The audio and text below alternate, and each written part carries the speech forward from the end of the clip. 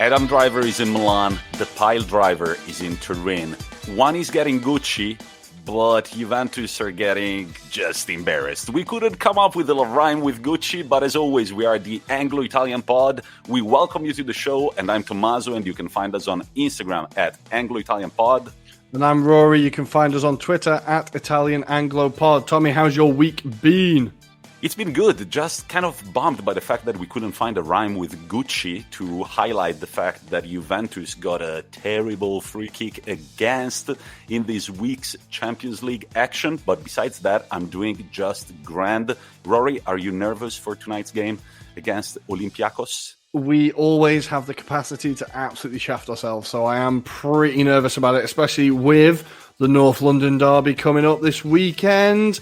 I think we will be discussing it as much as I can dare to talk about it. If you had to guess a goal scorer tonight for Arsenal, name on the score sheet, go. I'm going to say Martin Odegaard gets his first goal for the club. All right, quite a bold statement. We'll see if that's true or not. We have an episode full of things to talk about. We're going to start from this week's Champions League action. We'll move on to all of these weekends' action in the top 5 leagues. So we'll go to Turkey, Spain, Germany, France, Italy, and of course England.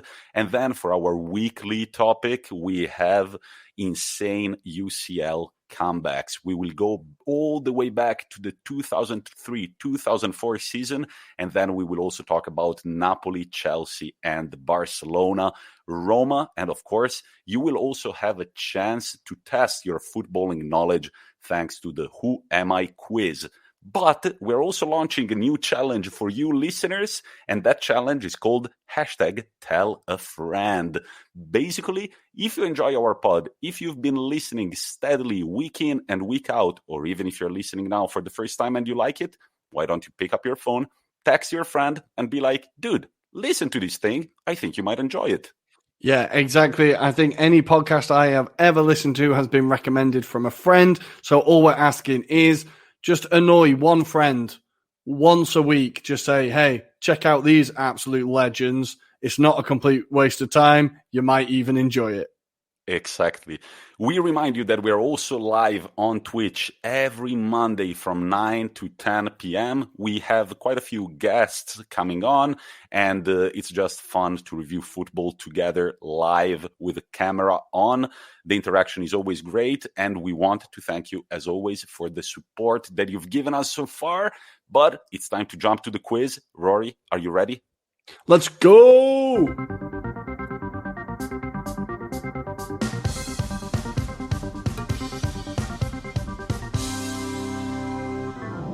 And here we are for our weekly Who Am I quiz. Rory, how are you feeling? I am good. I feel like last week you didn't get it. The week before I got it. Maybe I can string together a couple of results and turn this club around. Which club? What club are you? I don't know. Rory FC? I can't think of a pun quick enough. Yeah, let's just go for Rory FC. There we go. Nice. So Brisbane Rory FC. There you go. That's a football pun for you. It's the best I could do. I didn't get it. Can you explain it, please? Oh, do I have to explain the terrible joke now? Now you have to explain the Australian team is Brisbane Raw. So I said Brisbane Rory FC. It's very clever. It's very clever. Wow. All right. Yeah. Good. So before I remind our listeners and our new listeners the rules of the game, we are recording on a Thursday night and the Europa League is happening right now. We are not watching the games, but we know that there was a controversial decision at Old Trafford and a goal was ruled outside for AC Milan. So the results are still 0-0 for all the teams playing, except Slavia Prague, who are winning 1-0 to the Rangers. Are they drunk still, you think? I think quite possibly. Judging that video of Kamar Roof's jaw, I'm pretty sure it'll take him a few days to come down from that one. Yeah, that was incredible. But so, as the Europa League unfolds before our eyes, let's remind our listeners the rules of the game. I'm going to be impersonating a footballer, and I'm going to give Rory some hints. For example, the club that I've played for the shortest, 3 notable players that I've played with in chronological order, how many career goals I have, and how many international caps and goals I have. So, Rory, if you're ready, I shall start. I am ready. Notes app is open. Let's go. Let's go. So, the club I've played for the shortest are the Mighty Foxes, Leicester City Football Club. Nice. Yeah, let's start from your home country. Players that I've played with in chronological order, you are going to love one of them. Sinisa Mihajlovic, Juan Sebastian Veron, and, are you ready? Robbie Savage. Robbie Savage. Right, so Mihajlovic, Savage, who also played for Crew Alexandra. Who was after Mihajlovic? Juan Sebastian Veron and Robbie Savage. Yeah. He's in fine company there. He possibly doesn't deserve to be in that company. But good old Sav. Yeah. National team caps and goals, 36 appearances and only 4 goals. Okay. And total career goals, 205. Okay, I really thought I knew who it was, and now that has thrown me out a little bit. So, guide us through your thinking. What are you thinking of, more or less? Who are you thinking of? Well, Mihajlovic, I think of Lazio. Mm-hmm. Veron, I think of, United, Inter, Lazio. Mm-hmm. And Savage was at Leicester City and Birmingham and Derby, but it's none of them, is it? So I'm going to say that that's the Leicester link. Okay. With Savage. They're in chronological order as well, eh? No, it can't be. Yeah. Savage, it can't be at Leicester then, because Savage was at Leicester after Veron had left United. Was he? This is the messiest thing ever. Right, I think I know who it is, but that 205 goals is kind of throwing me out a bit. What position does this player play in? I think he's a midfielder. What nationality are you thinking? I think he's South American. All right, we shall see. So right now we're going to jump on the EuroReview blimp to take you across Europe's footballing action. Then there will be our weekly topic dedicated to incredible and quite forgotten comebacks in the UCL. And after that, there will be the answer to the quiz. Remember that Rory will have 3 guesses available. And after those 3, I will give the correct answer in case he hasn't gotten it. Rory, quite some time to think about it. Shall we jump on the blimp? Let's get in the blimp. Up, and away. Let's do it. And here we are in the EuroReview blimp, ready to review all of this week's footballing action, which was mainly UEFA Champions League, but also Atlético Madrid played their game in hand, and so did Man City. Rory, what was your favorite fixture of this Champions League week? Oh, which games did I enjoy the most? I think I really enjoyed Dortmund-Sevilla because it all went a bit mental for a bit. But Barcelona-PSG was also weirdly disappointing and inspiring from a Barcelona point of view. So I think that was an interesting game as well. Tommy, which game did you enjoy? I assume it was Juve getting knocked out by Porto, but maybe you'll surprise me. I was really so. If you listen to the pod, you will know that my biggest wish for teams like Juventus and AC Milan in the European competitions was to advance until the final and then eventually lose the final, but advance always in extra time. Yeah. And so my dream almost came true with Juventus. But when they got eliminated, so a part of me was supposed to be sad because now they can focus only on Serie A. But man, there is something that goes beyond when Juventus are eliminated from the Champions League. It's like, I don't know, you fall asleep instantly when you go to bed with a smile on your face. And you're like, once again, they blew it. And they will be remembered as the team who was not able to win a Champions League with Cristiano Ronaldo, the only team ever since Sporting Lisbona. That's incredible. I love it. That is a very good point. That is a very good point. Let's start with Dortmund-Sevilla, where Haaland scored his 20th UCL goal in only 14 games. The game ended 2-2 with a brace both from Haaland and from En-Nesyri. I feel like Dortmund were playing a very dangerous game at the end of that fixture. Yeah, they were definitely because we all know Sevilla have got a bit of fight in them. And Dortmund started the game so well with Haaland obviously scoring both, scoring his first in the 35th minute. And in the first half, Dortmund really did look comfortable. Sevilla looked a bit lost. And then as the game went on, Sevilla started getting into it. But Dortmund weren't really... I couldn't decide if they were sitting too deep or they were still attacking. I couldn't really decide. And I think they couldn't decide either. And that's where Sevilla started to get their chances. But the main kind of drama came in the first half. And this is all around the penalty. So I don't know if you saw this, Tommy, but it was obviously an English referee, Anthony Taylor, making absolutely bizarre decisions as he gave a penalty to Dortmund. No, so wait. Haaland scored a goal. He then disallowed the goal for a foul that happened on Haaland 5 minutes earlier. Haaland 5 minutes? Well, it felt like 5 minutes. I don't know. Yeah. But Haaland then took the penalty, missed it. The game carried on. Play continued. Then the referee called it back again for Haaland to take the penalty again, at which point he scores. And now, the first time that his penalty got saved, you actually told me about the goalkeeper mocking Haaland, and right after Haaland scored the goal, funny. He went back to daunt the goalkeeper. And when you hear what he said, it was the most English response ever. He just went, "Unlucky!" right? Which is fucking brilliant. And then after the game, when the journalist asked him, "What did you say?" he said, "Oh, I'm not going to repeat it, but I just said what the goalkeeper said to me when I missed." But the microphones picked it up. I'm just in love with Haaland. Not only as a footballer, we can get onto that, but the fact that he actually has a personality off the pitch. I feel like it's a while since we've had a world-class footballer who is willing to come out and, show a bit of character, show a bit of I'm a normal person, I can have a laugh. And obviously part of that is with him being him being very young.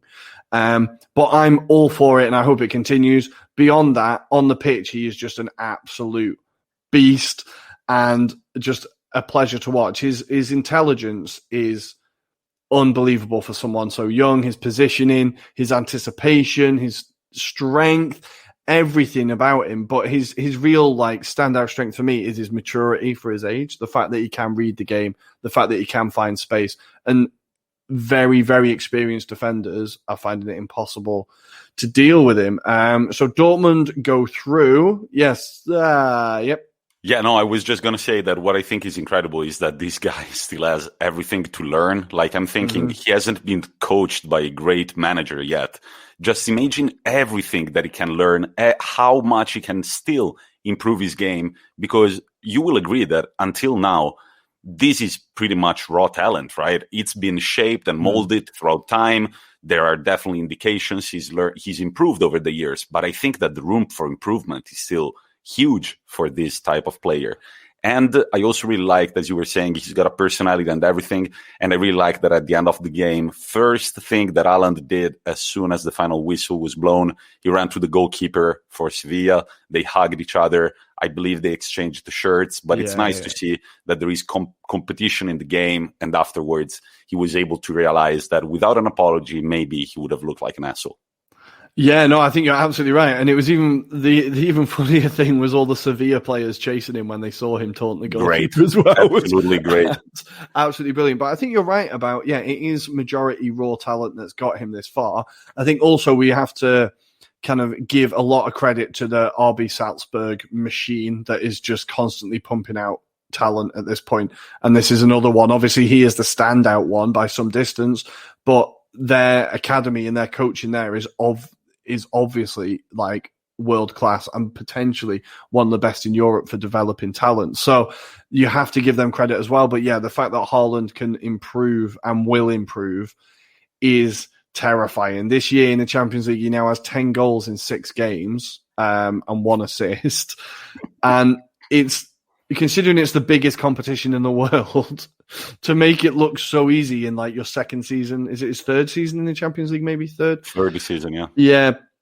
To make it look so easy so quickly is unbelievable. And he's already kind of beating Ronaldo and Messi in their numbers at this age. So talking about the team, though, I'm not fully sold on Borussia Dortmund. They conceded way too many goals. They played a very dangerous game with Sevilla towards the end of the game. And we shall see who they draw for the quarterfinals. But I think that we love watching Borussia Dortmund because there are some great names in that team. They play beautiful team football, but in my opinion, they overlook the defense too much, and this problem is going to come out at some point during the season. And it already came out in the Bundesliga. I think they're going to be how do you say they're going to be found out. Found out. Yeah. Well, I think potentially, like you're right. I think you're right. They might have already been potentially found out, but. Like you said about the defense in this game, they had Emre Can at centre back, right? So he's not a centre back. I think they've got a few issues about keeping players fit. But one player that I did want to also give props to, because he's a young, talented Englishman, is Jude Bellingham. At the age of 17, he has just slotted into that midfield, is a regular now, and he really stood out in this game. Also followed by one of the greatest names, Mahmoud Dahoud, who all of a sudden has come from nowhere and just looks like an absolute monster too. So Dortmund still producing those talents and getting them on the pitch, and they're through. Sevilla, unlucky, better luck next year. Maybe if you get into the Europa League, maybe that's your home, guys. Maybe just, let Arsenal win it this year, but then next year you can come back, right? I think that's where they belong. Come back and claim it. Always on Tuesday night. Quite strange. It's difficult to describe this one because it was a comeback from Juventus, but it wasn't enough to qualify to the quarterfinals due to the away goals rule. The goals were a brace by Oliveira, a brace by Chiesa, and the goal that gave some lifeline to Juventus, but in the end didn't turn out to be quite crucial, by Rabiot. So let's start from Porto. So Porto qualified to the quarterfinals playing with 10 men for 65 minutes. They were playing, I think there was some extra motivation that they were playing Cristiano Ronaldo. We all know how much of a star he is in his home country of Portugal. There was definitely that motivation. I know that Conceição is an incredible manager who pushes a lot players. He's a bit like Simeone from that point of view. And I didn't think that Juventus would have an easy game, but when I saw that red card, that second yellow for their midfielder, I was like, this is over. Guess what? It wasn't. And the thing that I found absolutely embarrassing is that in the post-game press conference, there were no questions to Conceição. That's ridiculous. This is an absolute disgrace. I've seen people blaming it on the Italian media, and I think, okay, there is an extent to which the Italian media would be like, well, we lost, so I'm not interested. That is definitely a part of the Italian media. But the fact that there was no one from Portugal even asking him questions is mental. He's just pulled off a huge achievement. You're right. With 10 men, they've battled, they've kind of not even just held their own. They've like really kind of controlled parts of the game, and for no one to want to talk to him I would take it as a personal slight if I was him. But also, there's more important things. Will he care considering they've gone through? I doubt. I think he was just happy to go back to the locker room and celebrate with his players. But I think a lot to blame is on the Italian media. I think it's ridiculous. Everybody, also the Portuguese media, were looking for Cristiano Ronaldo, I think, more than the Porto players. But guess who cares? They're to the quarterfinals, and talking always about the post-game, Ronaldo doesn't go to the microphones. He doesn't say anything. No. Aren't you supposed to be the superstar of this team? So are you going to show your pretty face only when you score a brace, only when you score a hat-trick? But when you have a terrible game, you're going to disappear just like that? I think that the fans deserve a little bit more. Yeah, well, how often does that happen? I could level that accusation at Aubameyang this year, if you know what I mean. He only ever comes out when he's scored. If we play shite, he sends out one of the youngsters. So I think there's plenty of players that do it. But yeah, he should be there to front it up and kind of, answer the questions about why arguably his arrival at Juventus has led to a kind of what's the bloody word? We can't find the words a kind today. of a decline, not a decline, but it's not been as positive a signing as people would have thought, right? But the one player who did stand out for me, and you mentioned him for Juventus, was Chiesa. He always seems to just pop up when they really, really need him, right? And the best title that I read about this game was by Sconcerti, an Italian football journalist. Sometimes he says dumb shit the majority of the time. This time he had a good pun. He said, my title tomorrow is going to be La Chiesa tradita dal Cristiano. So basically, Chiesa in Italian means church, and Cristiano is a Christian man. Okay, so the title went "The Church Betrayed by the Catholic Man, by the Christian man." So La Chiesa tradita da Cristiano, and I agree with him 100%. After all the praise that I've been giving to Cristiano Ronaldo recently, comparing him to Messi, we'll get to the Barcelona game as well, saying that Cristiano Ronaldo has much more of a drive. Well, I was proven wrong this very week. Cristiano Ronaldo did not seem to be present in the game. He made a bunch of poor decisions, and the guy that really stood out was Chiesa, in big contrast with Ronaldo. And to score the first goal, he pretty much took the ball away from Cristiano Ronaldo's feet. I mean, Cristiano Ronaldo put it down. He did very well there. But then I think that he kind of wanted to keep going at it, and Chiesa was just like, lascia, and then with that incredible angle, he made it 1-1. It was like right in the corner as well. It was like right in the corner. It was a beautiful hit. And then the header as well was a great header. Absolutely. We've been talking about this player, one of the best Italian talents coming up in this generation. I think that I'm very excited to see him perform in the national team.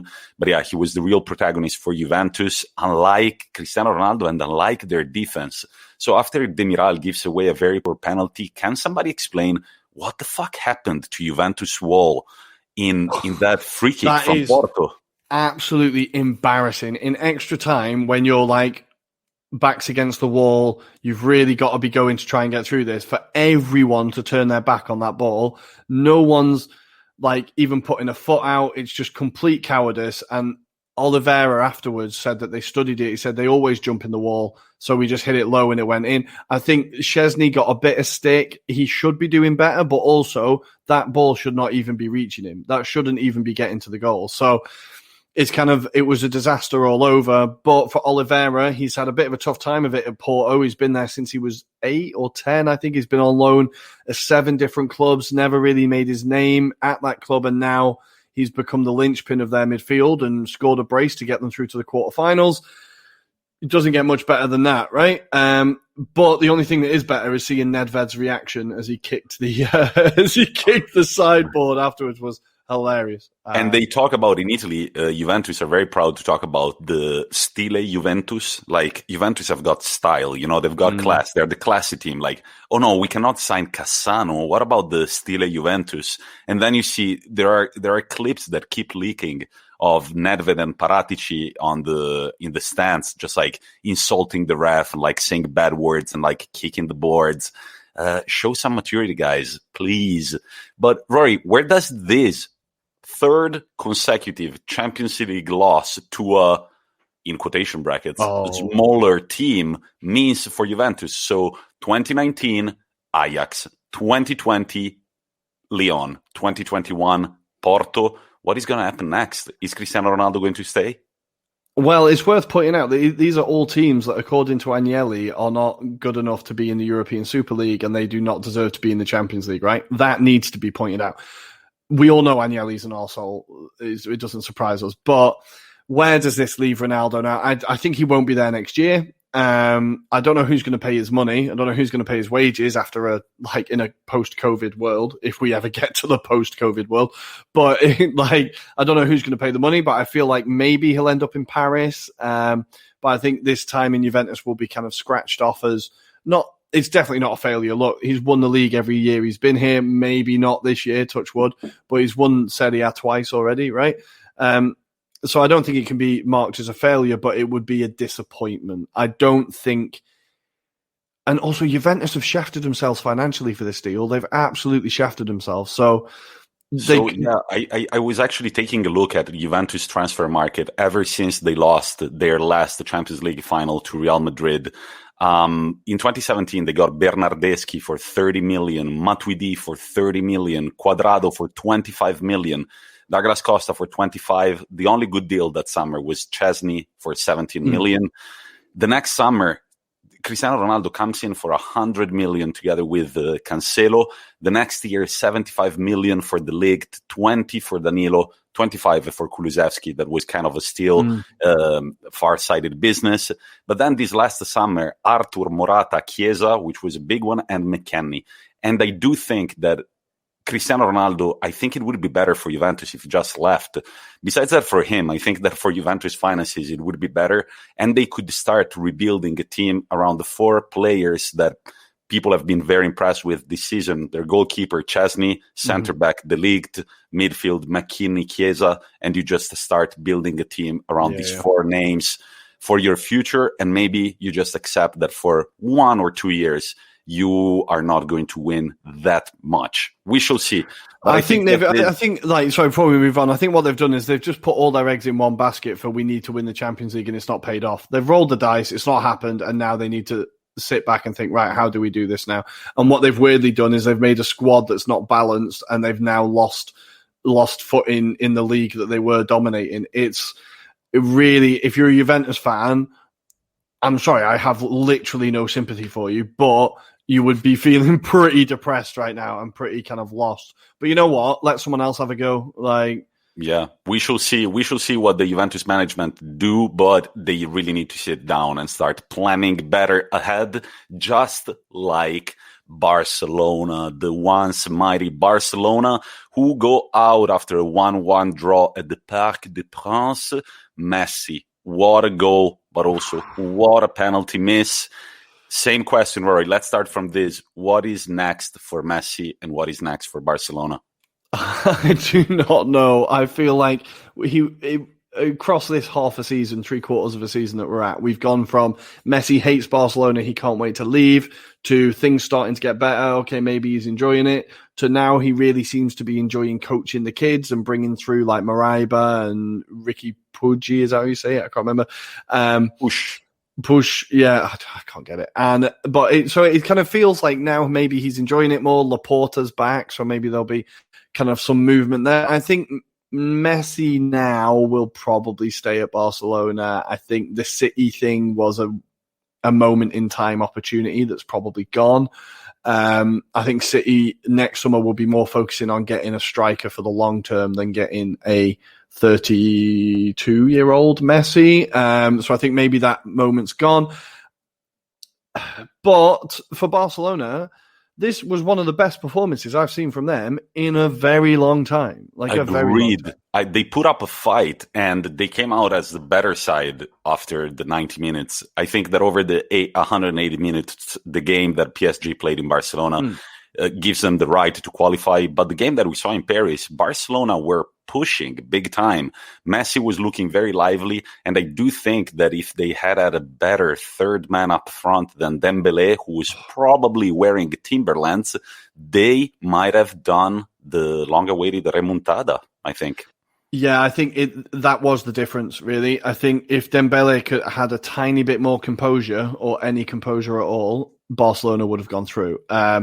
What impressed me with Barcelona is that you were starting to get those hidden passes again, the kind of no-look passes, the 1-2s, the quick kind of people running off each other and running across each other, and you were getting those patterns. And it was like, I was watching, I was like, wow, it's a while since I've seen this at Barcelona. It's always seemed, every time I've seen him recently, a bit stilted and out of ideas. And maybe Koeman is actually doing a pretty good job with a squad that is completely unbalanced and no idea of design to it. So I think maybe he's doing a good job. I think they absolutely dominated the first half. They definitely should have scored. Messi missed the penalty, but also Keylor Navas had a very good game. He stopped everything that came at him. So we need to give him some props too. Yeah. He was incredible. So I think that was a part of it as well.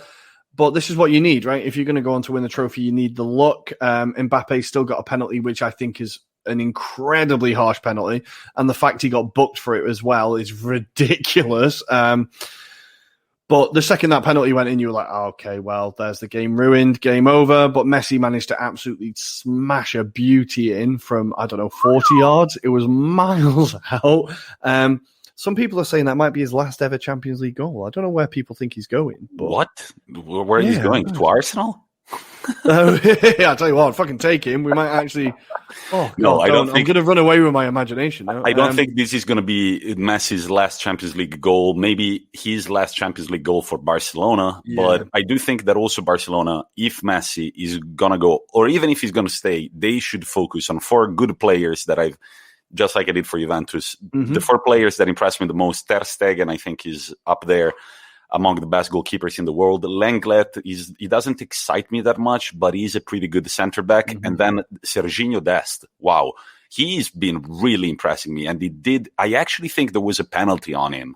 I thought that was a penalty as well, and he had absolute free reign of that wing. Was it Kazawa he was against, or was it the other side? I can't remember, but he just couldn't get close to him. Serginho Dest, every time he had the ball, ran straight into the box, no opposition, and he was a monster. He almost scored an angle-less goal from the byline, pretty much. Another very good save from Navas, and the other player that I think has been looking really under the radar, but just because that front 3 is not functional to their game, I don't believe anymore. It's Antoine Griezmann. I think that as soon as you start building a project with clear ideas and you make Griezmann really the focal point of your attack, at that point, the guy has got it in him. We've seen it with France. We've seen it with Atlético Madrid, with Real Sociedad before he made the big move to Simeone's court. I think that Griezmann is just waiting for an offensive plan built around him. And at that point, Barcelona will be back where they belong. But so, yeah, PSG make it through the quarterfinals, just like Liverpool, who win 4-0 on aggregate against Leipzig. What did you make of this game, Rory? Liverpool might just, I was talking to Chris about it last night, I was like, they might just find themselves going far in the Champions League, They might just, it might be the distraction or something. I think it would be very Liverpool to have an awful season in the Premier League and do very well in Europe. I think not to jinx it massively, but when they won it with Benitez, they finished 7th or something, right? That's what I was going to say. When they won that game, that final against AC Milan, they were doing terribly in the league, and they played in the next year's Champions League because they had won the cup. Otherwise, they wouldn't have been there. But go on, Tommy. You go. No, so I think it's been a welcome distraction. And weirdly, I think going to Budapest has been good for them. They've now scored more goals in Budapest in 2021 than they have at Anfield, which is mental. So 4. But yeah, what a performance. I think Liverpool, it's always the same deal with them recently. They can create chances. They just can't finish them. They created a lot of chances. And Salah, who's apparently having a terrible season, I was looking at his stats. He's got 25 goals in 39 games this season, right? That's a bloody good, terrible season, right? But still, the problem remains that they create the chances, they can't finish them. But the big difference for them here was that Fabinho was finally back in midfield.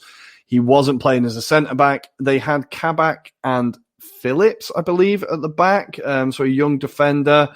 It was Phillips, and just having that screen in front of them, the kind of Kante role, just offered so much security for them, and they just looked so much more assured. The 2 goals came kind of late on, but you can't say that they didn't deserve it. For Leipzig now, their focus just switches squarely to the Bundesliga title race, right? I think the manager whose name escapes me, Nagelsmann, will be disappointed to go out this way.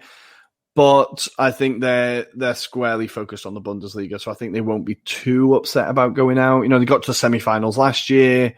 It's kind of steady progress, isn't it? I think that on April 3rd, we'll have an answer whether they're really pushing for the Bundesliga or not, as they're facing Bayern Munich. And let's not forget that in the first game of the season, they drew 3-3, so they really put up a fight. We shall see, because it will come around the time when the quarterfinals will be played, and I'm assuming Bayern Munich will be there. So we shall see how they handle both competitions. The player that really stood out for me for Leipzig was, and I will say it once again because I called it in one of the first episodes that we ever recorded, Christopher Nkunku. Christopher Nkunku, he plays on the left flank and he plays kind of everywhere else in the pitch. And every single play, every single dangerous play for Leipzig was started by this man on the left flank. He's got the vision. He doesn't quite always have the shot. He had a few, they left him shoot a few times. He couldn't really angle it correctly, but man, his vision and how he creates space, how he attracts defenders to him. There was a moment after the fourth time that the play was starting from him that Klopp must have given his defenders directions like go towards him. And as soon as two defenders went towards him, he was creating space for other players to run in the box, and then beautiful through balls that the forwards couldn't, however, quite capitalize. But the player that I was very unimpressed with is Upamecano. Man, what kind of game did he have last night? Every time I see him, he seems to drop a clanger. I think in the first leg against Liverpool, he really wasn't great. I think they played United in the Champions League, right? And I think he had a bit of a horror show. Last year in the Champions League, I remember him having a bit of a nightmare. So I think he's obviously a young defender, and this is going to happen with young centre-backs. They do have mistakes. But every time, and again, I'm not a regular watcher of the Bundesliga. This guy could be killing it against like Mainz and Wolfsburg and the likes. I don't know. But every time he's on the big stage, he seems to drop a bollock. So I'm not really sure what the hype is about, but on the same hand, I'm sure that I don't know, and there are people who know much more about it that do say he's very good. But yeah, he had a bit of a nightmare, and Liverpool will be very happy about it. But Nkunku's been in great form in the Bundesliga as well. I think he's got 2 goals and 2 assists in his last 2 games. We were talking about their partnership on Monday with him, Poulsen, and Soloth really coming together. So I think, yeah, he's been a great signing for them from PSG as well. I think I was surprised they let him go, but there we go. There we go, and that was our UCL roundup. As we are speaking, the Europa League action, the games that started at 7 p.m., or rather at 6:55 p.m., for some reason, they've come to halftime. Ajax are drawing 0-0 to the young boys from Switzerland. Dynamo Kiev are losing 1-0 to Villarreal with a goal by Torres. Man U and AC Milan, still 0-0 after that controversial goal, from what we hear, disallowed, and Slavia Prague drawing 1-1 to Rangers. Philippe Lander, former Bologna legend, with the goal. And an assist from Yanis Hadji, Georgie Hadji's son. Always good to see that name about. Hello. So, yeah, the Glaswegians have got themselves back in it with a nice away goal. That'll help. They must have shook the hangovers off. And it's time to really get the blimp spinning, because we are going to go to Spain. So Spain, where Atletico Madrid finally played their game in hand against Athletic Bilbao, and it was a win. They came back from 1-0 down. Muniain gave Athletic Bilbao the lead, but then Llorente and Suarez with the penalty to give Atletico a much-needed win that sees them now 6 points over Barcelona and 8 over cross-city rivals Real Madrid. Marcos Llorente, we mentioned him already. This year in the Liga, he's got 26 appearances, 9 goals and 8 assists. Last year, after just as many games, he had 3 goals and 4 assists. Ooh. In the Champions League, he's also got a goal and an assist in 7 games. He looks like the new kind of midfield reference point of a Simeone's team. We know who the focal point is up front. Luis Suarez, 18 goals and 2 assists in 23 games. He's actually already overtaken his record that he had with Barcelona last year. That guy is hungry. He is hungry, but I think Llorente is ready to step into that Koke role. Like, you know, Koke is an absolute icon for them. Yeah. Like, been there God knows how many years, always chips in with goals. I think Llorente is ready to step into those boots. Yeah, I was nervous about this one. When I saw they were 1-0 down, I was like, oh, Atleti are really going to throw this away, aren't they? They're really going to do it. But touch wood, they managed to grind out this result. This is a huge result. I'm telling you, that is massive. Just psychologically for them, I think that is absolutely huge. If they'd have even drawn it, I think they would just start to look over their shoulders.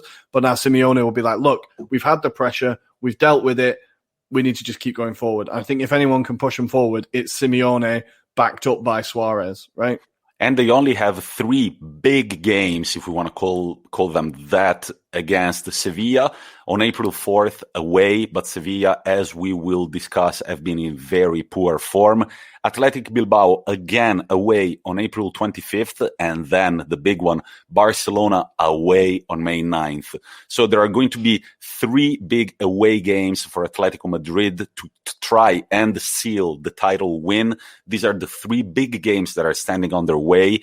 We shall see. What about this weekend? This weekend on Saturday, we've got Real Madrid playing Elche at 4:15 p.m. Central European Time, and Getafe, 15th in La Liga, take on Atlético at 9 p.m. And on Sunday, we've got a little derby action with Sevilla, who are sitting 4th currently, playing Real Betis, sitting at 6th and looking much more dangerous than their cross-city rivals. Right, guys, if there's anybody out there who doesn't really watch Spanish football, this derby is so underrated. Like, globally, people don't realize how much this derby matters. The Sevilla derby is absolutely fucking huge. It's always a bit of a ding-dong, whether the fans are there or not. The players do not like each other, and they're usually very entertaining games. So I would say, if you're looking for a game to get you into La Liga, you can't go much wrong with the Sevilla derby, I think. Yeah, and 2 teams in living very different moments. Sevilla only have 1 win over the last 6 games in all competitions, and they have got 2 consecutive losses in La Liga, while Real Betis, they've got 4 wins in their last 6 games across all competitions and 4 consecutive wins in La Liga. The Liga weekend will be closed up while we'll be live on Twitch on Monday night at 9 p.m. with Barcelona, second on the table, taking on the already relegated boys of Huesca, who are sitting 20th and looking poor AF. Rory, let's spin this blimp and let's go to Germany. What do we have going on there?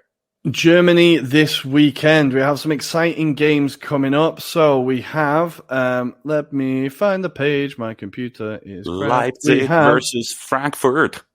Yes, starting with, of course, Leipzig versus Frankfurt. So last time it was a 1-1 draw. We have second taking on 4th.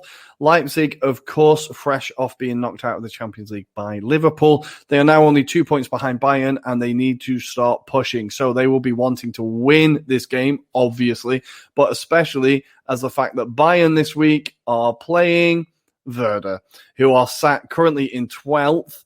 And Werder, the last time they beat Bayern, Ozil and Pizarro scored for them. That was the last time Werder Bremen beat Bayern. And Pizarro was probably already 45 years old at that point. Yeah, he already had great grandkids at that point.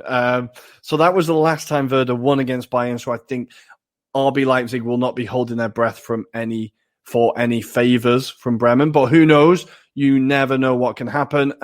Beyond that, we have Dortmund taking on Hertha Berlin. Things have been looking pretty rough for Hertha as they're still kind of close to the relegation zone. Last time, Dortmund won 5-2 with Haaland getting 4.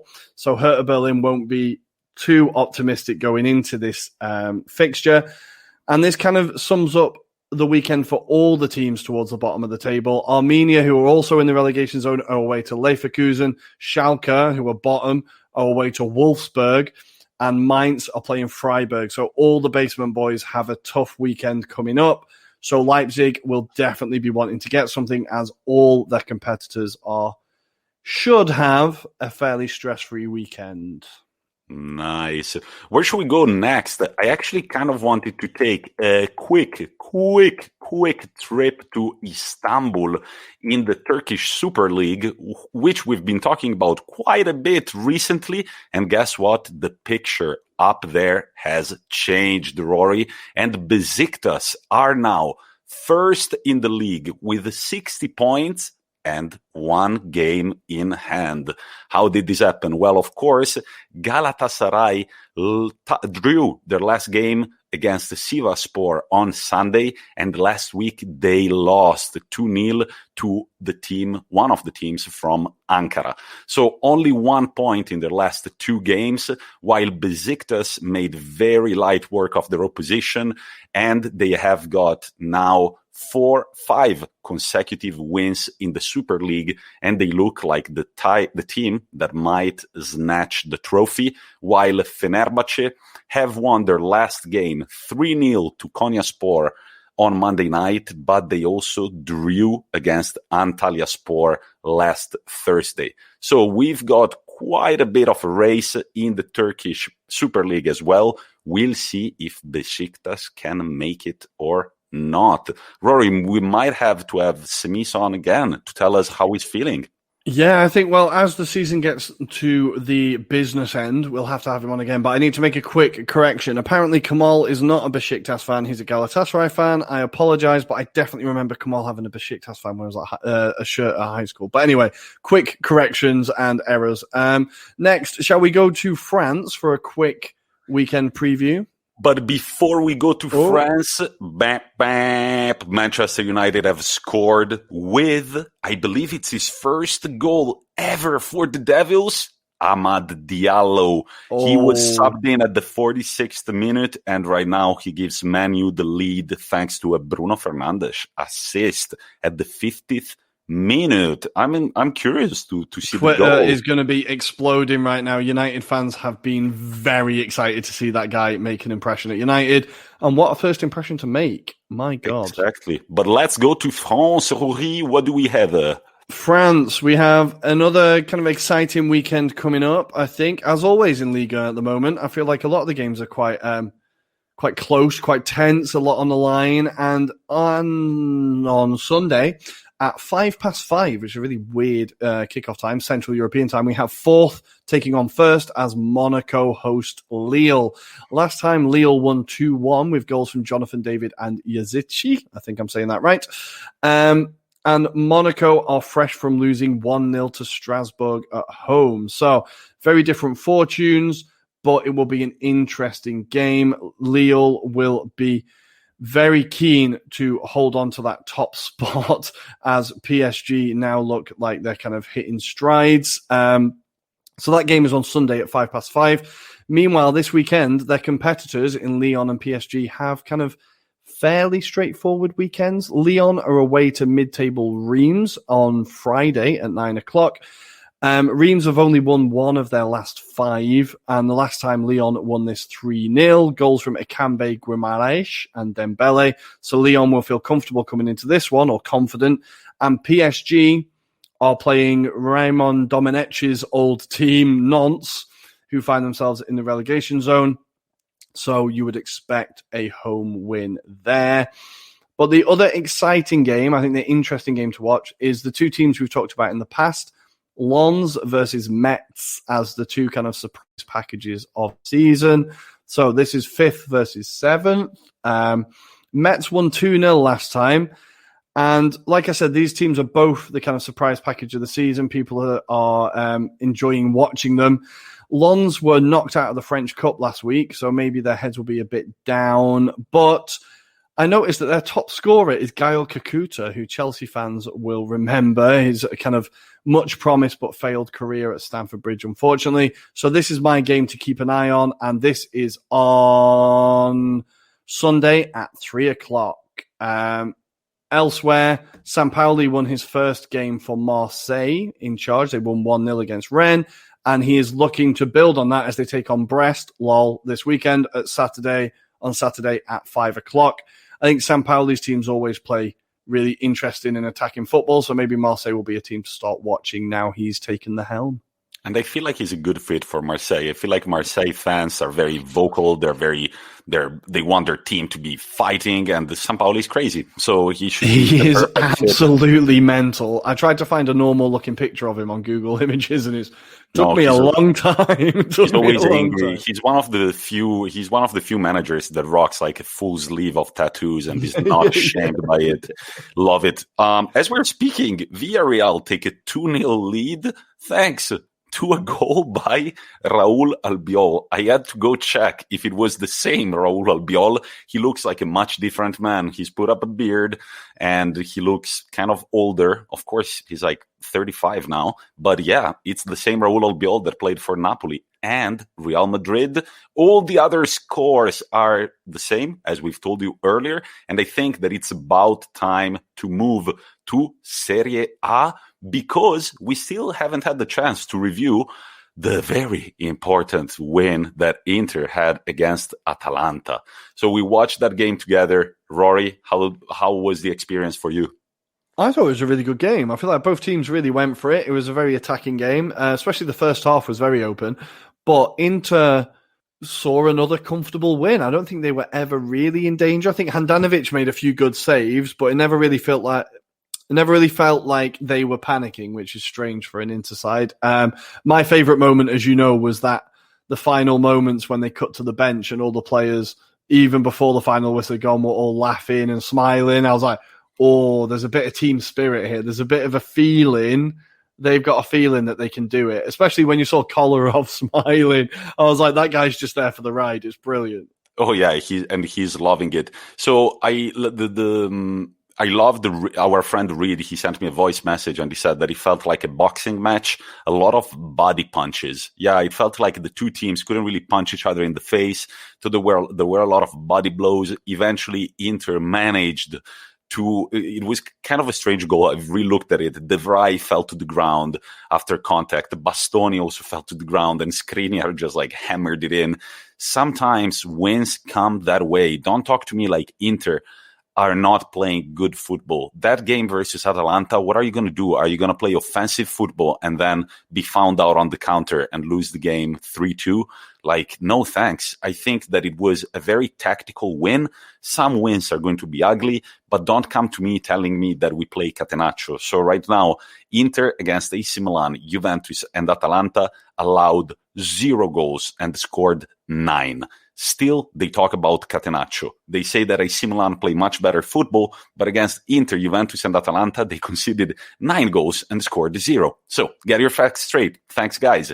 And all of a sudden, Inter fans, like myself, are supporting Napoli, since Napoli are taking on AC Milan in San Siro on Sunday night, and on Tuesday, they play their game in hand against Juve. Now, if Napoli win both of these games and we get our win versus Torino, at that point, I think that it's done. I doubt that Napoli will be able to get 2 wins against AC Milan. 2 big ifs, mate. That's Juventus. 2 very big ifs. It's 2 very big ifs. Forza Napoli, been supporting the club ever since I was a kid. Not really, but I am supporting the club now. I have all the respect in the world for Gattuso, who now has this double test that Inter fans will be looking at, but also the following week, Napoli are going to play Roma. So 3 games. They've got a rough run of fixtures. That is a very rough run of fixtures. I'm actually happy for them that they're not in the Europa League. One less thing to focus on. So right now they can actually go all in on the league. They kind of need to, because they're currently sitting 6th, 2 points behind Atalanta. I think that it would be a great accomplishment if Napoli managed to play Champions League football this season, looking at how the league is looking right now. But always talking about Inter, there are only 12 games to go, and I identified the 3 big ones. On April 18th, they play Napoli away. On May 12th, Roma at home. And on May 16th, Juventus in Turin. So, boys, do whatever you will, but I don't want there to be points like floating around when we play Juventus. That would be a very dangerous game. It has to be done by then, Tommy. It has to be done by then. Yeah, that's why Forza Napoli, goddammit. Yeah, because I do not trust Inter going to the Allianz Stadium or whatever it's called with something on the line. I just don't trust it. I don't trust it at all. I don't trust it either. Big games this weekend. There is no big fixture except AC Milan against Napoli at 8:45 p.m. on Sunday. On Friday, today, you're listening today, right? Hey, it's Friday. At 3 p.m., for some reason, Lazio are playing Crotone and Atalanta take on La Spezia at 8:45. On Saturday, we've got a bit of a hipster fixture for the lovers of tactics and upcoming teams. Sassuolo Verona at 3 p.m. Relegation battle, Benevento-Fiorentina at 6 p.m. and the Genoa Udinese at 8:45. While on Sunday, we've got Parma-Roma, a 90s classic that shouldn't be as exciting this time, though at 3 p.m. Same time, Torino take on Inter. Cagliari play Juventus at 6 p.m. Remember that Cagliari haven't lost a single game since they sacked Di Francesco. And finally, Milan-Napoli at 8:45 p.m. A lot to be decided. Also, for the Champions League and Europa League spots, take a look at the Serie A table. It's looking intense, but it's finally time to go to the heavily criticized country of England. I'm referring, of course, to all the shade that has been thrown by Prince Harry and Meghan Markle over the last week. How are things in England, Rory? Oh, God. Can I just...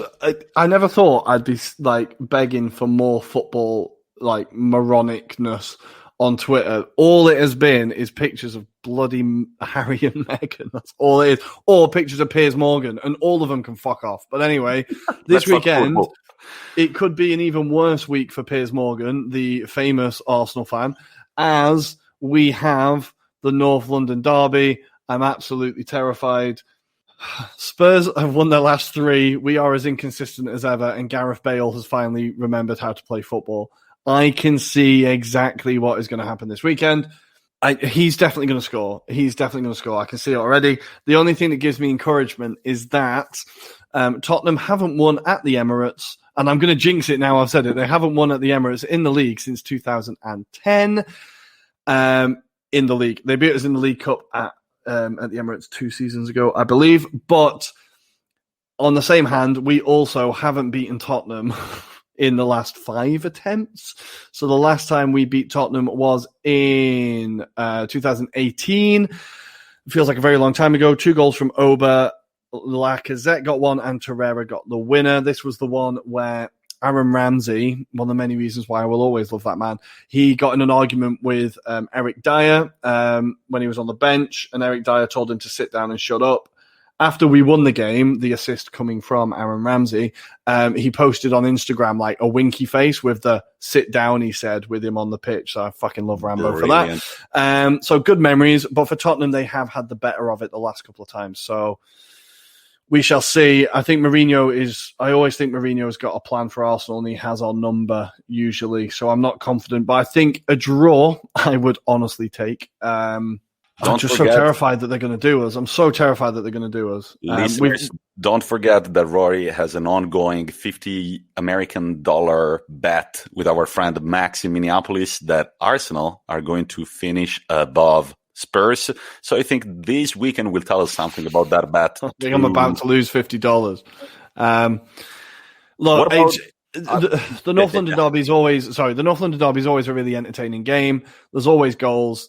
The only problem is we're having to play a full-strength team in Europe now because the Europa League is our focus, so we can't even rest players for this.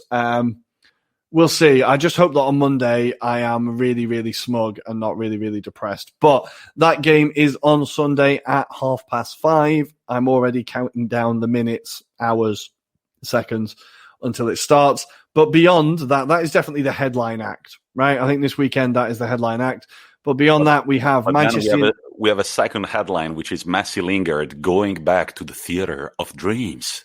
Exactly. And David Moyes going back to his old job, right? So Manchester United take on West Ham on Sunday at 8:15. Last time Man United won 3-1. This was a weird game. The first half, West Ham absolutely dominated it. And the second half, United just woke up. Pogba scored an absolute beauty, and then the kind of floodgates opened. But I feel like that game, West Ham really deserved something from the game. And I wouldn't write them off from getting something this time out with Manchester United playing as we speak and West Ham having a kind of bit of time off. Maybe Moyes can take some revenge on his old employers, although his record against Manchester United is not great. But for West Ham, it's been a fantastic season, and we hope it just continues. I'm just, like we talked about on Monday with Tom, I'm just really enjoying seeing them do well. Obviously, a great win against Leeds on Monday night, 2-0. So their run for European football shall keep going. And for United, we need to see if this massive result against City, if their form will actually stick, right? Because usually, like we said, they have big results, then they fall away.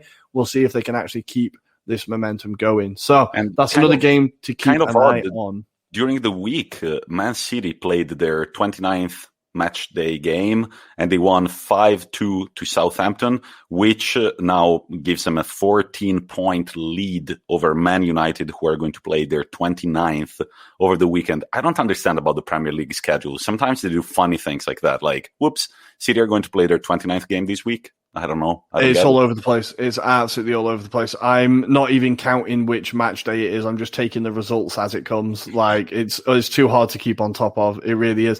But the Man City Southampton game was also a bit mental. Goals going in everywhere. Riyad Mahrez. Oh my God, he is a pleasure to watch when he's on form. Bloody hell, he is like. His footwork was absolutely beautiful. 2 amazing goals from him. I think he got an assist as well. Foden definitely should have scored.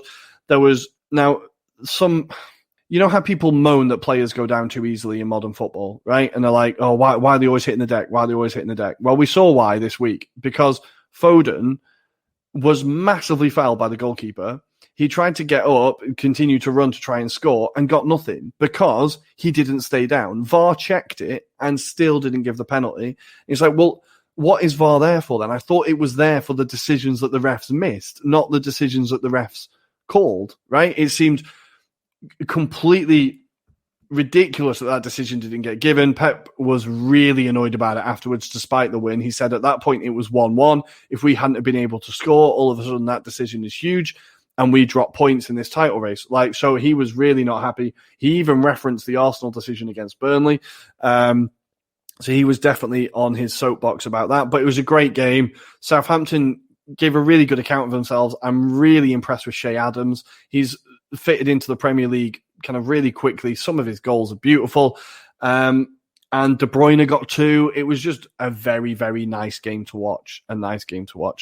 But the last game I'm going to preview this weekend before we go on to the weekly topic is Leeds United versus Chelsea on Saturday at 1:00. It feels like I'm always talking about Leeds and how great they are to watch, despite the fact they're in terrible form. Bielsa just celebrated his 1,000th day as Leeds manager. Just nice. Yeah. I like that. That's a nice little stat. But Chelsea Leeds is like a weird derby that goes back all the way to the 70s. I think it's the 70s when they were the kind of 2 successful teams, 2 very different teams. Leeds were very hard, very physical, and Chelsea were kind of the champagne boys. And there was a kind of a rivalry formed here. And so it's always a game worth keeping an eye on. Like I said, that is on Saturday at 1:00. Tuchel still unbeaten. Leeds 1 win in their last 5, including 4 losses. So Leeds need to turn around this form quickly, I think. And Tuchel, I believe, I don't have the stat right in front of me, but he needs 3 more games unbeaten to beat Sarri's record of being unbeaten in the first 10 games, I believe. Sarri is so disrespected, like, all the time. It's ridiculous. Mad how people don't rate his time more highly. Like, it is mental. Nice. Anyway. And that was our little, actually not very little, our very in-depth Euro review for this week.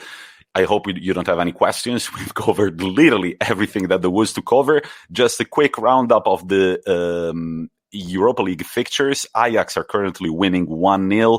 Villarreal still a 2-0 lead away at Dynamo Kiev. Man United still leading 1-0 to AC Milan and Slavia Prague, and Rangers drawing 1-1. Let's move on to our weekly topic, where we're going to talk about crazy and possibly forgotten Champions League comebacks.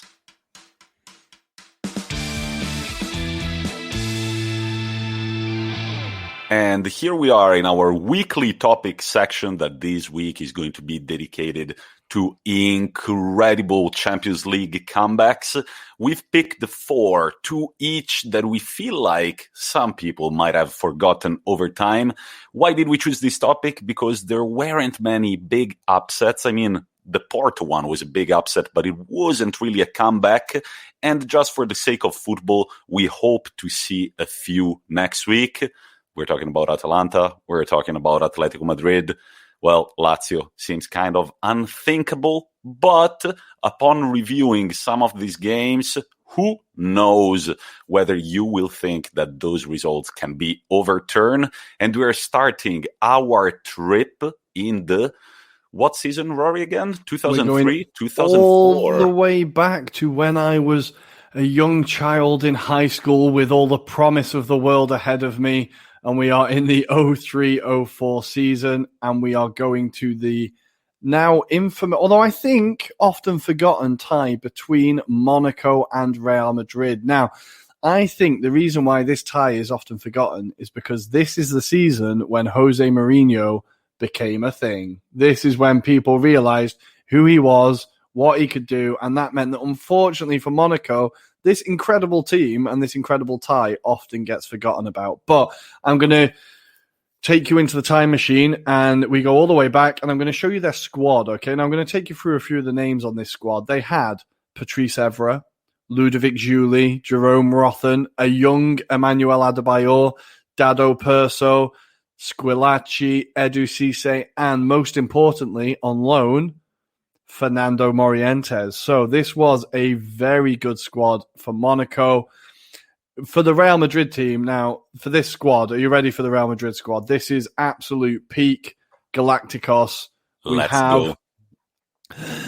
Casillas, Salgado, Carlos, Zidane, Helguera, Raul, Figo, Ronaldo, Guti, Cambiasso, Solari, Beckham, and Pavon. Now, this was a legendary team, right?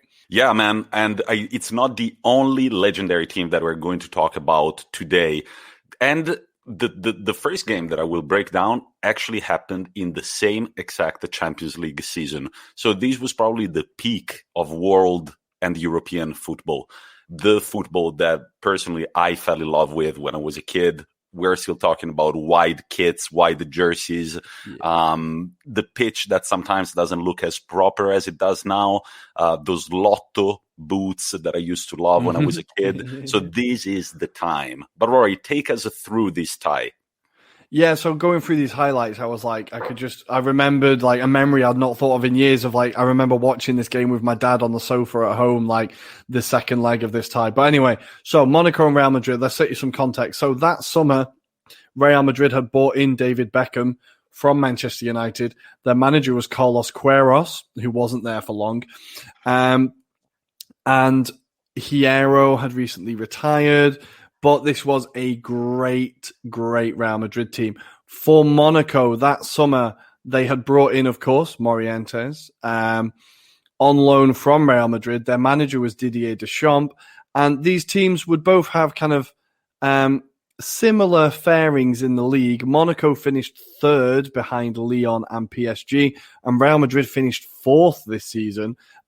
This was when Benitez won it with Valencia. They finished fourth behind Valencia, Barcelona, and Deportivo. But let's go through how they got to meet each other. So Monaco were drawn in a group with Deportivo, PSV, and AEK Athens.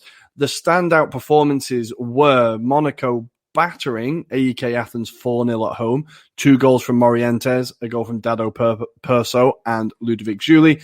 And most notably, and I do remember this game, they beat Deportivo 8-2 at home. Dado Perso getting 4 goals, the others coming from Rothen, Giuli, Placil, and Edu Cisse. So they went through the group top and very easily. As for Real Madrid, they were drawn in a group with Porto, Marseille, and Partizan Belgrade. Their standout results were they beat Marseille at home 4-2, goals from El Fenomeno, Figo, and Roberto Carlos, and they beat Porto 3-1 with Helguera, Solari, and Zidane getting the goals. They as well went through top of their group. So, in the round of 16, Monaco had to face Lokomotiv Moscow. And as would become a theme for Monaco, they went through on away goals, drawing 2-2 with the Muscovites over 2 legs, and that set up their quarter-final with Real Madrid.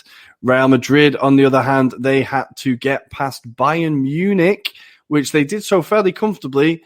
They beat Bayern Munich 2-1 on aggregate, and this made Ronaldo their top goal scorer in the competition. So we head into this tie, and at the time, Real Madrid were definitely cocky Real Madrid. It was Los Galacticos. They were certain that they were going to get through this tie. Absolutely certain. But? And after the first leg, it looked like they would. So I was watching back the highlights. They won the first leg 4-2. Importantly, 4-2. And Real Madrid absolutely battered them. It could have been 8, right? If I don't know where that came from. If Real Madrid had been able to finish, this game would have been done in the first tie. But it wasn't to be. In the first tie, Monaco took the lead with a Squillaci header. It's quite funny because I only remember him from his time at Arsenal, and he was absolutely terrible for us. It was really weird to see him in a good team. Helguera equalised in the 51st minute. Zidane then scored. Figo then missed a penalty but managed to score the header. Ronaldo got another goal in the 81st minute, but Fernando Morientes against his parent team in the 83rd minute got a goal that everybody thought would be a consolation. And already the signs were there that Real Madrid should not have let Morientes go. So heading into the first tie, Real Madrid were very confident. Monaco were a bit bereft of confidence. And I think Monaco is a weird place to play football, right? Because nobody gives a shit about football in Monaco. It's like a really strange, small stadium. Never seems to have many people there.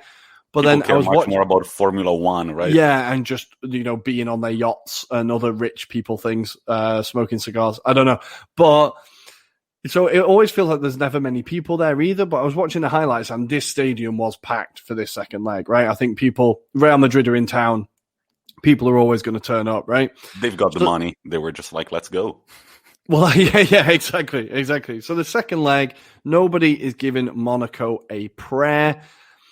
And it starts quite badly. Raul gives Real Madrid the lead on the 35th minute. There's a beautiful dummy from Guti, who I think is a very, very underrated player when people look back at that Real Madrid team. He never seems to get the headlines, but he was a fucking great player. But he plays a really great dummy for Raul, who with his left foot just curls the ball into the bottom corner to give Real Madrid a 5-2 lead. And people are thinking, okay, this game is definitely done. Throughout the first half, Monaco are definitely piling on the pressure. They're really attacking. They're definitely going for it. Nothing to lose. Fuck this. If we're going to go out, we're going to go out fighting. And in the 46th minute, so just as the referee is putting the whistle to his lips, Julie volleys a ball from the corner of the area to level the tie. And all of a sudden, the commentator is shouting, okay, now we've got a game. Now we have a game. And the second half, Monaco pick up exactly where they left off. And they are hammering Real Madrid. What I found really interesting was the body language between the Real Madrid players. Even from the beginning, they all seemed to be like bickering and looking at each other and kind of arms in the air and losing their discipline. And there seemed to be something off that night, like they knew that Monaco were going to take it. But it's 1-1. And we're heading into the 47th minute, so only 2 minutes into the second half. And that man again, Morientes, comes back and bites his parent team in the ass as Evra puts in a beautiful cross from deep, like genuinely an unbelievable ball. And Morientes' little looping header leaves Casillas planted to the spot. And all of a sudden, Monaco are only 1 goal away from going through. And it's all looking very nervy for Florentino Perez. In the highlights, the camera kept cutting back to him, and it was just him and his wife like throwing their arms in the air and like punching, and like they're next to the Prince of Monaco, who's just trying not to over celebrate. It was really quite entertaining. Two very different approaches to the game. It was always good to see Florentino Perez pissed off, I think.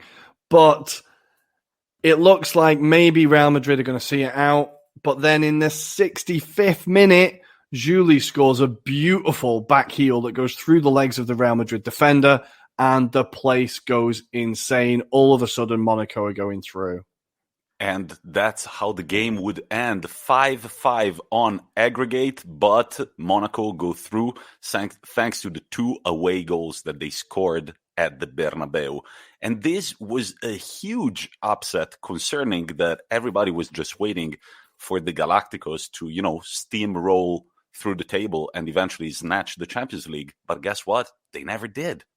I just think the amazing thing for me from this was the whole Morientes deal is mad. The fact that they lent him to Monaco and didn't say he can't play against us seems absolutely mental. I think there's a few Premier League teams that have suffered from this decision as well. So they're definitely not the only ones. But at the end of the game, Raul had a goal disallowed that was offside, but I would say it's a modern offside, right? His armpit is offside. It's really, really close. That could have changed the game, but it went the home team's way.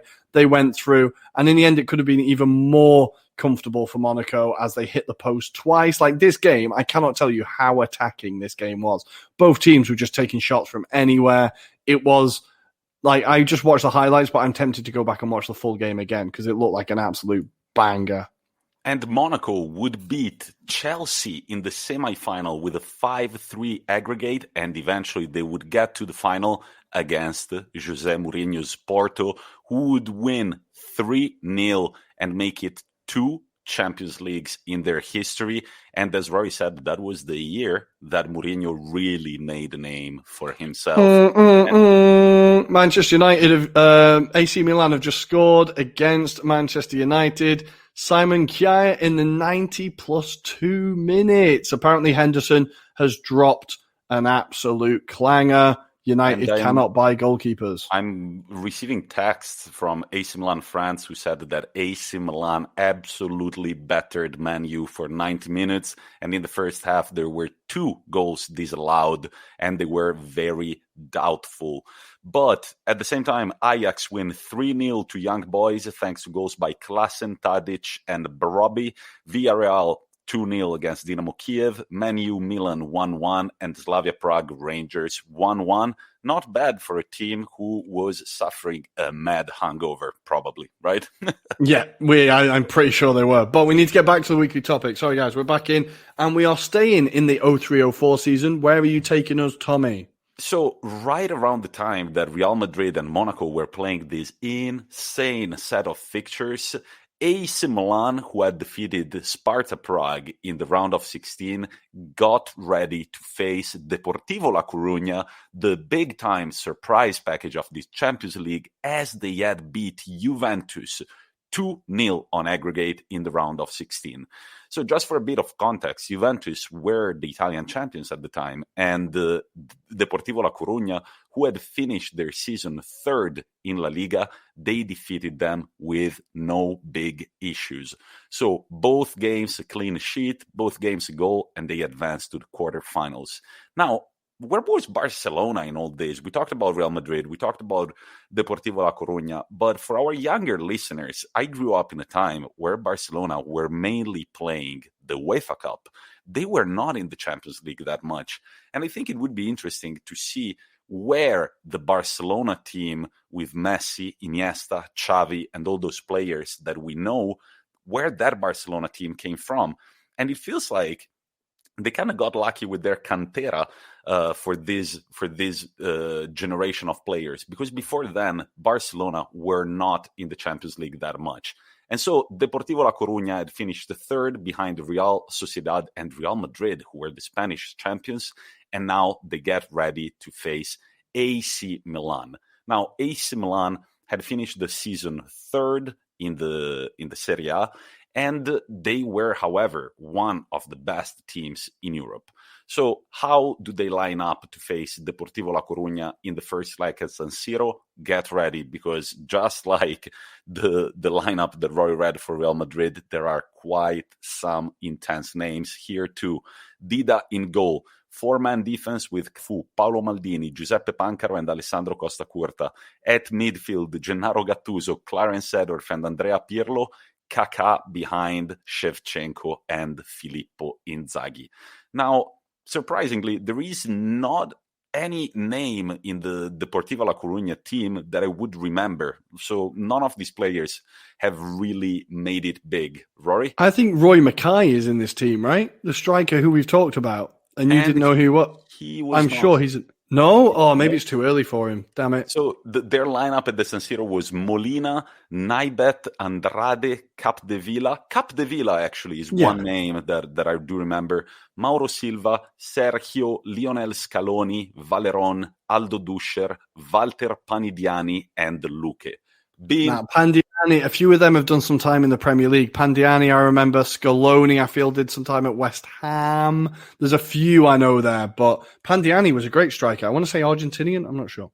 And right off the bat, Pandiani scores 1-0 for Deportivo La Coruña in the San Siro. The fans cannot believe it. This is at the 12th minute, and it takes AC Milan an entire half to come back thanks to a beautiful old-school Ricardo Kaká goal. A little control with the left thigh, and then a beam with the right foot on the bottom corner to make it 1-1. AC Milan come into the second half with a completely different mindset. They know that they've got the quality to overturn the score. Giuseppe Pancaro assist, Andriy Shevchenko goal, and what a goal that was. Andriy Shevchenko, maybe one of my favorite number 9s of all time. He manages to go past one defender, creates a space, and just hammers it in. It feels like there is really not much to do for Deportivo La Coruña, because 4 minutes later, Kaká makes it a brace with a great right foot shot, and at the 52nd minute, Andrea Pirlo with a textbook free kick to make it 4-1, and that is the final result after the first leg. So it feels like things are fine for AC Milan. There was a little scare at the beginning, but then they managed to snatch the result back. But 2 weeks later, they have to travel to Spain, where, once again, it takes Walter Panidiani 5 minutes to make it 1-0.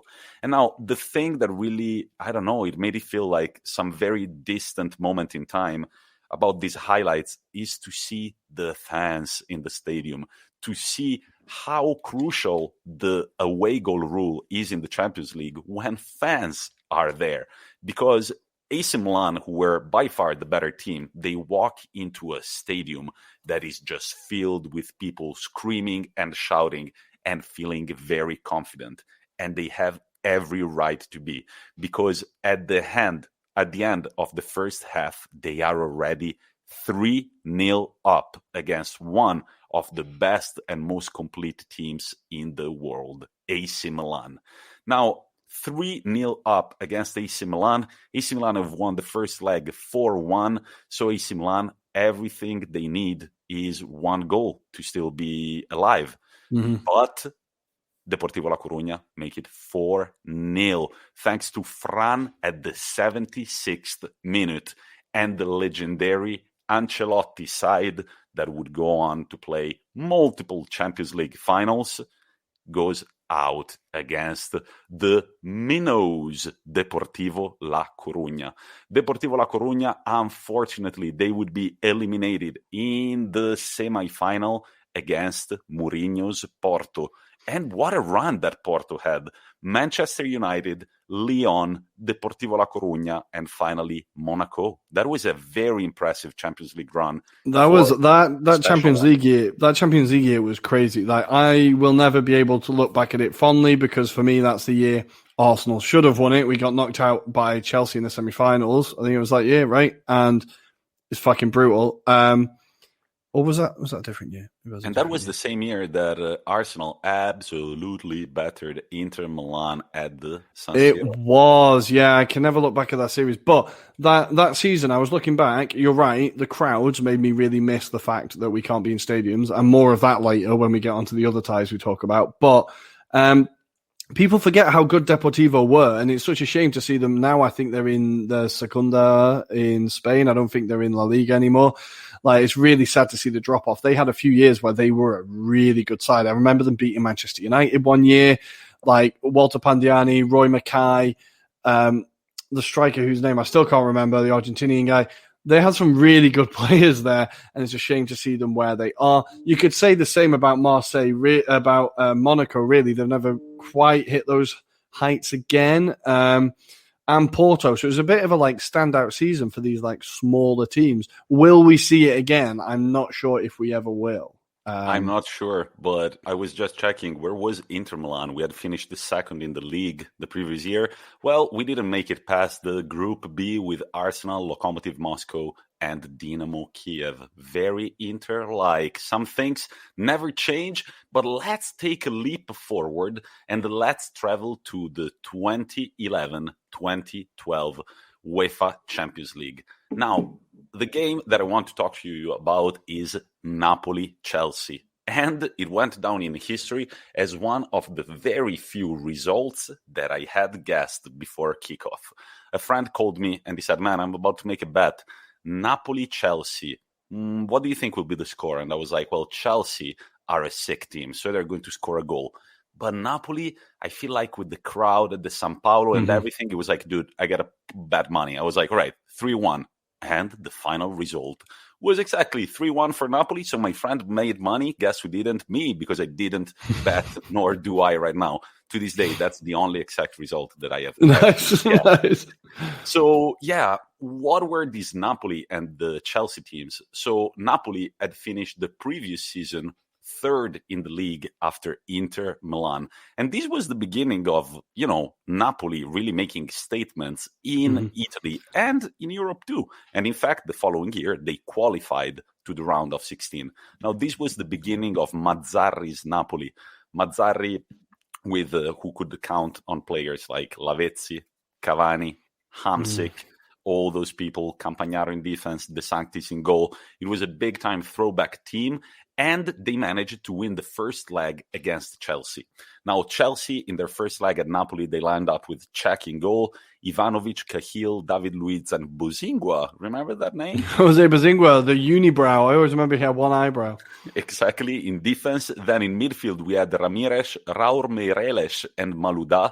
And in attack, Mata, Drogba, and Sturridge. He was starting for Chelsea, while Napoli lined up with a 3-4-2-1 with De Sanctis in goal, four-man defense with Campagnaro, Cannavaro, the brother of Fabio, Aronica, and then they had Maggio, Gargano, Inler, Zuniga, Hamsik, Lavezzi, and Cavani. Now, the lead was taken by Chelsea thanks to a Mata goal who was very clinical in front of De Sanctis. It was a bad play from Napoli's defense, and he managed to make it 1-0. Crucial away goal because the opposition was looking intimidating. But at the 38th minute, Ezequiel Lavezzi, one of the most overlooked players of the past decade, in my opinion, he scores an absolute beauty. He curls it from outside the box to the bottom left corner of the goal, and Cech, at the time one of the best goalkeepers in the world, cannot do anything. It dives, but it doesn't save. And then at the 47th minute of the first half, Cavani makes it 2-1 for Napoli. Napoli would end up winning the game thanks to a second Lavezzi goal at the 20th minute of the second half. Now, imagine being a Napoli fan there. Napoli, just because they were playing Chelsea, who were, a big name, a big powerhouse, Abramovich's money, they've got a reputation. This was a huge win for a team that in Serie A hadn't accomplished much for a long-ass time. Arguably, ever since Maradona had left to go to Sevilla.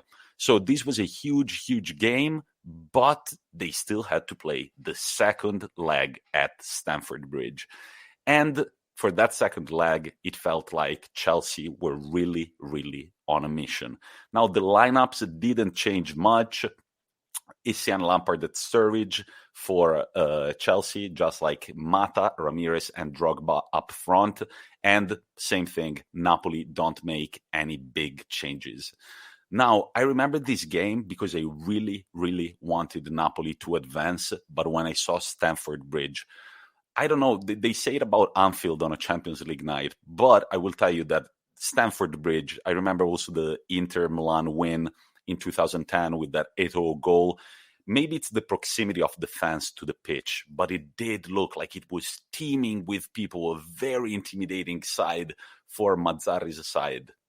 Yeah, I remember watching that game. I think I was in Spain at this point, and I was with a nominal Chelsea fan.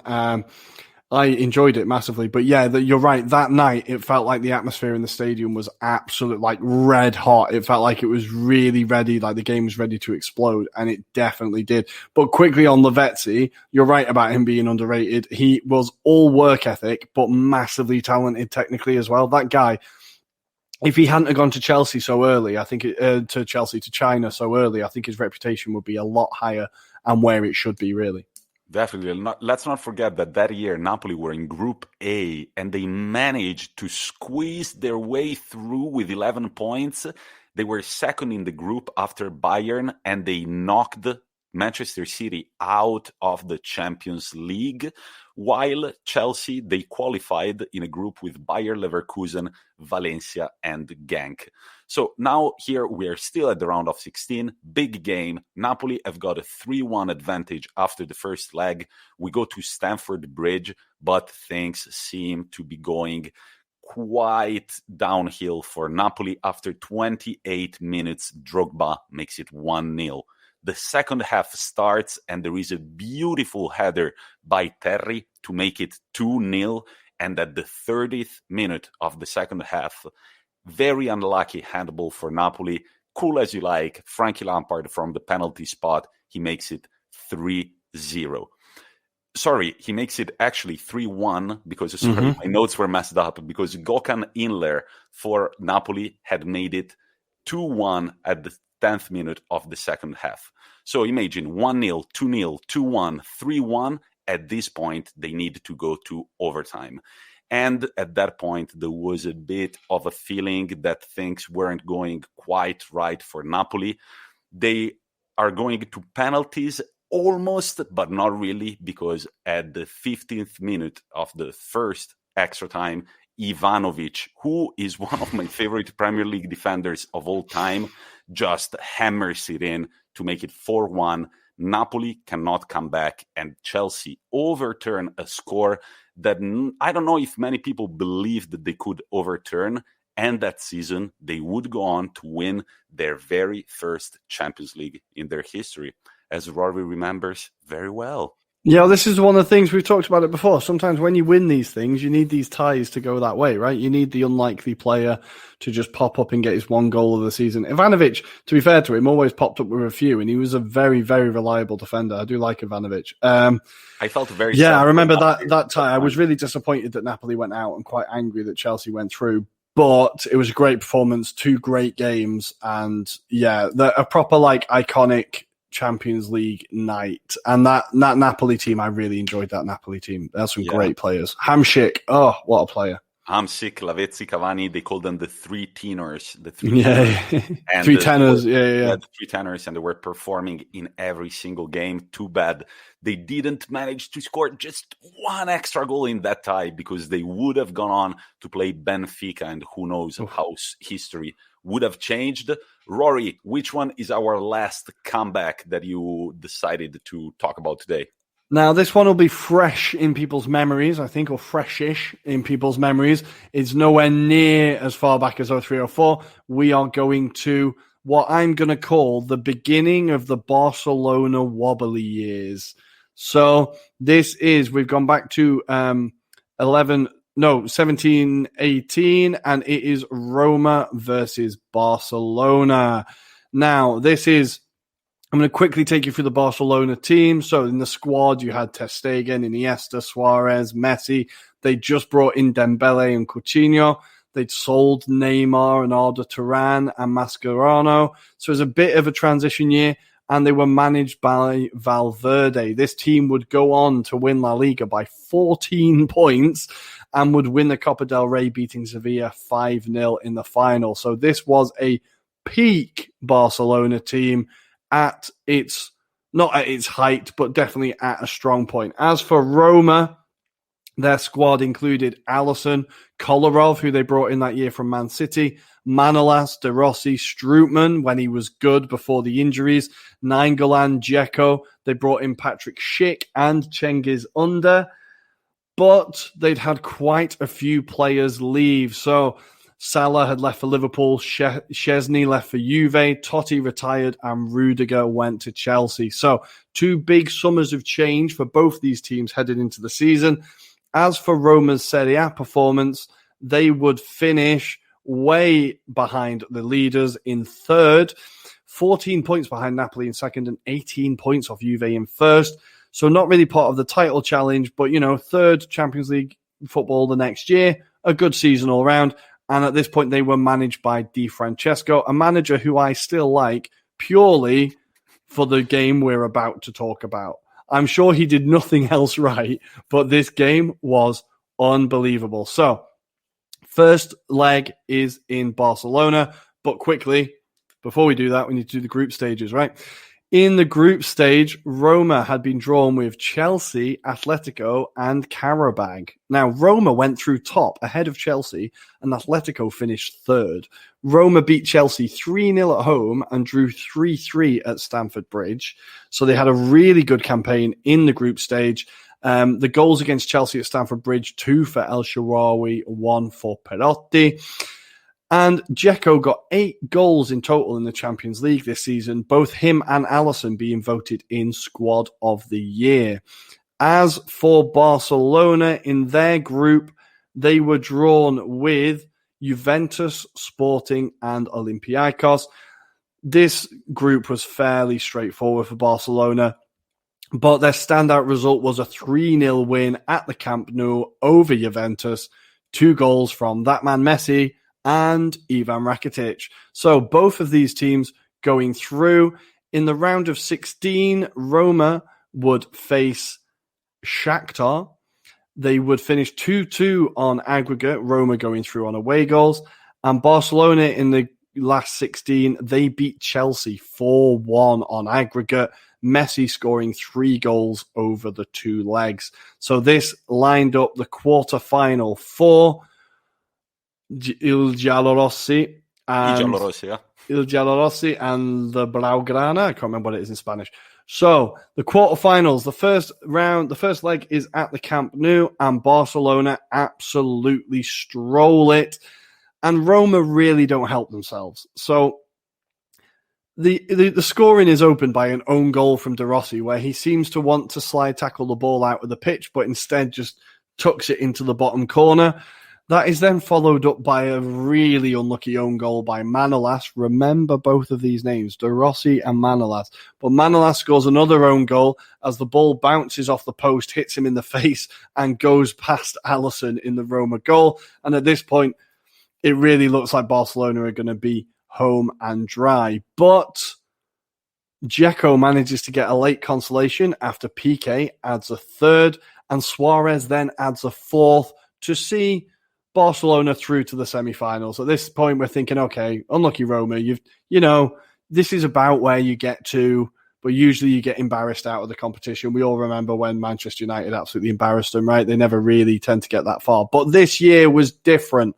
And in the second leg, Roma have an absolute... I think this was like potentially this squad at its peak. I think this was its peak performance. I don't know what you think, Tommy, but now this was a very funny memory for me, because at the time when they played the return leg, I was doing a 7-day trek in southern Chile, in Patagonia.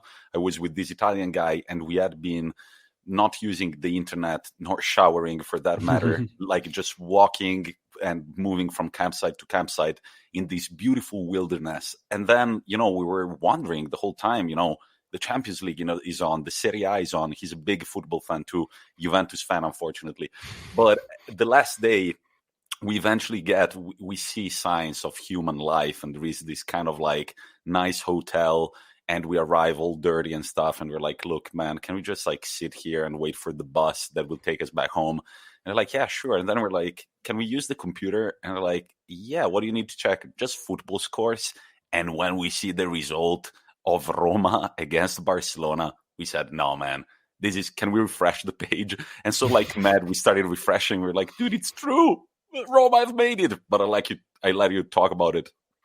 So this leg, now I really like a lot of the players in this Roma team. So there was players like Nainggolan, right? I love De Rossi. Kolarov was great for them. Like, there's a lot of players here that you could like.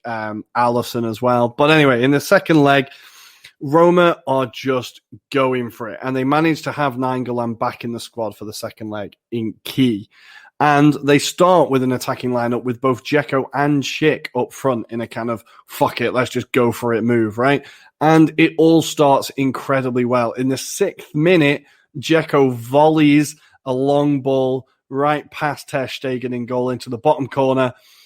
And the commentator is getting excited. He's, now we have a goal. Now we have a goal. One of the things that sticks in my mind about this game is Peter Drury's commentary was unbelievable. I will be quoting more of it later. But a great start for Roma.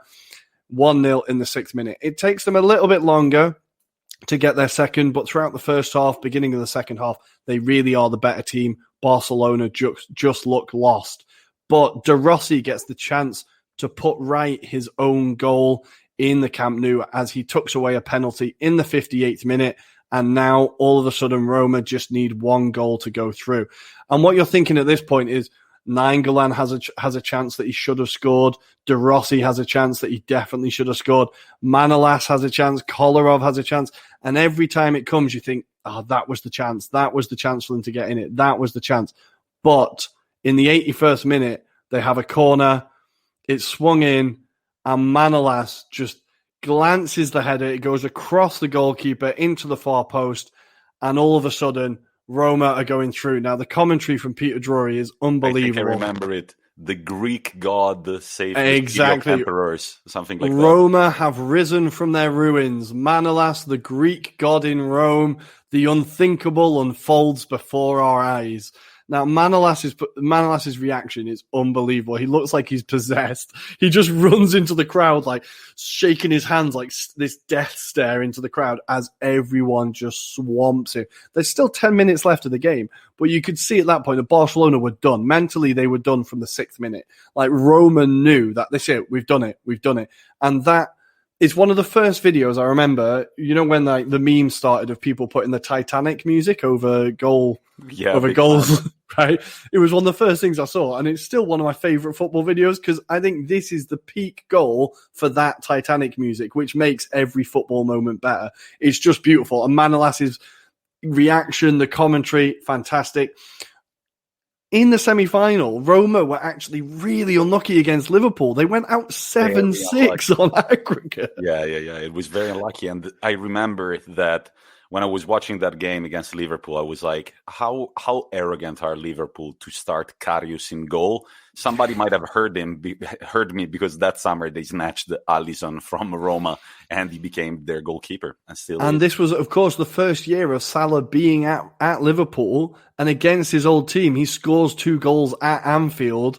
It was so close for Roma, 7-6 on aggregate. And you have to think, okay, maybe it didn't end well for the manager. Things turned sour. But for that while, they were playing really good attacking football and attractive football. I think for a while it was going well for Di Francesco.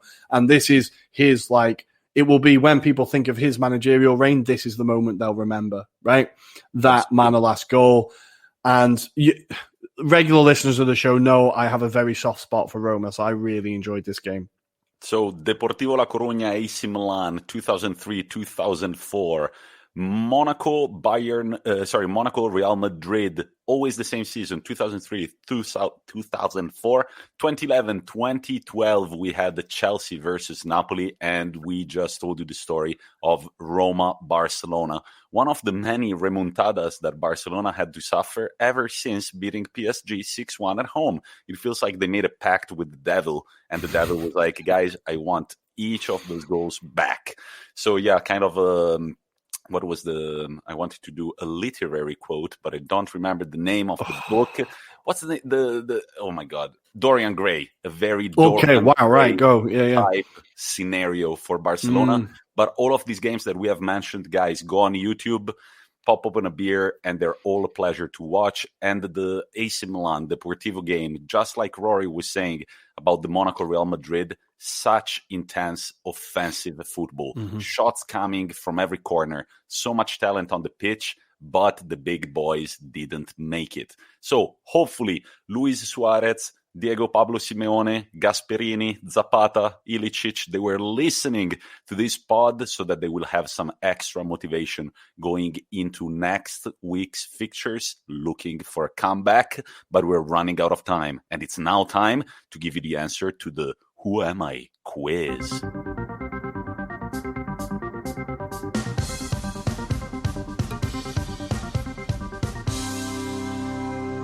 And here we are for the final part of our show. Thank you for being with us until now, but don't leave just quite, because it's the time for the Who Am I quiz answer. Rory, you're currently watching Arsenal. How is it looking? No. Our defender just passed it straight to the striker, but thankfully he hit it straight at the keeper. We've actually been the better side so far, I would say. Had a few chances. David Luiz has had his customary pointless long shot free kick that went nowhere, but we've hit the crossbar. I've had a few chances, but starting to worry a little bit. They look dangerous on the break, the Greeks. Since we are talking Europa League very quickly, all the games that are being played right now, Granada Molde, Olympiacos Arsenal, Roma Shakhtar Donetsk, and Tottenham Zagreb are all 0-0. But it's time to remind our listeners and Rory himself about the hints for the Who Am I quiz. And here we go. So let me find them. Here they are. The club I've played for the shortest is Leicester City in England. Players that I've played with in chronological order: Sinisa Mihailovic, Juan Sebastian Veron, and Robbie Savage, Crew Alexandra legend.